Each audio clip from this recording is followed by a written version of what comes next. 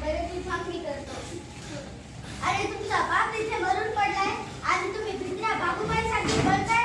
मी गडावरचा तोफ कापून टाकलाय. एकतर शत्रूशी लढून मरा, नाहीतर गडावरून उडी टाकून मरा. Yes, you are selected. Congratulations. Congratulations. Thank you. Congratulations.